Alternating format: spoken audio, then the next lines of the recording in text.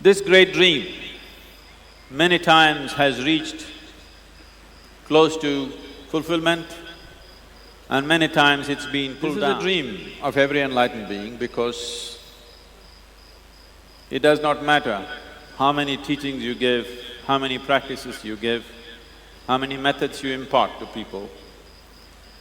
Unless you create a womb, once again, we are making such an attempt. If you ask me what's my dream… Sadhguru, you have mentioned that at one time, Nepal itself was consecrated as a full energy body. How was this used by the people for spiritual benefits?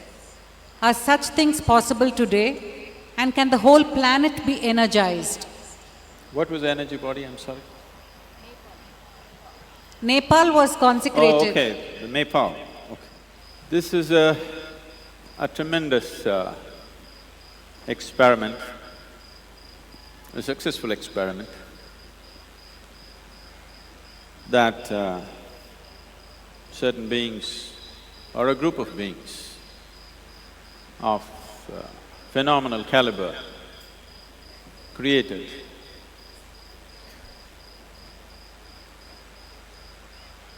A certain part of Nepal, not the whole country as it is because it used to be many kingdoms at one time, a certain part of Nepal was made into a spiritual body by itself,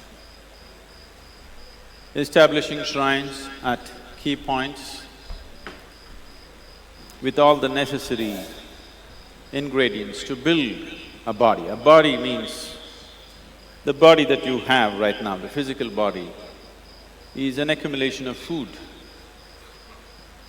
But to convert food into flesh and bone, to be able to convert a piece of bread or a vegetable or a fruit or whatever else you consume into human body, there is an energy system, there's an energy body. So, they built a massive energy body across the geography of a certain part of Nepal so that the whole population can live in a consecrated space. This dream of wanting every human being and every creature that walks or crawls to live in a consecrated space is the dream of every enlightened being. Similar things have been attempted in Tamil Nadu and in the southern parts of India. Similar things were attempted in various parts of North India, but most of it has been destroyed due to invasions. Southern India is, I would say, more intact that way.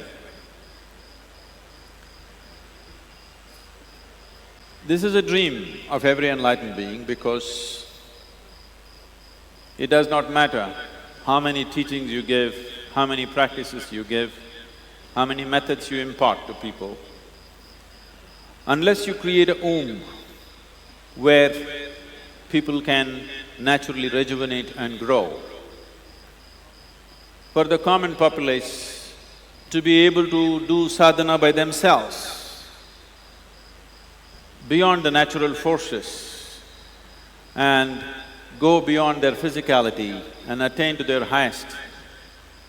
It is not impossible, it is very much possible, but unfortunately most people would not do it because they tend to go with the natural forces around them.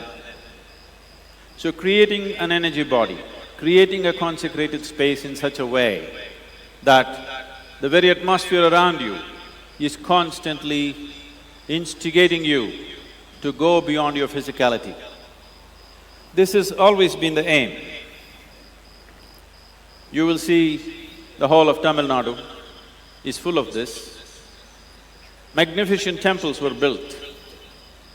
People who built these temples, they themselves lived in small hutments, but they built such fabulous temples because they realized that living in a consecrated space is more important than living in a comfortable home.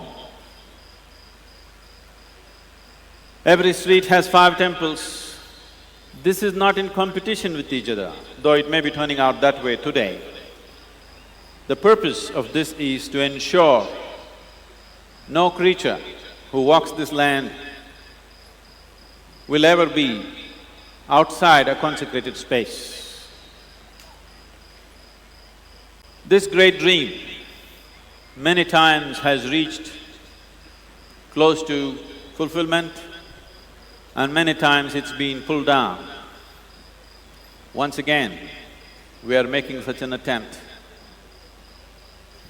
If you ask me what's my dream, I would like to consecrate the whole planet.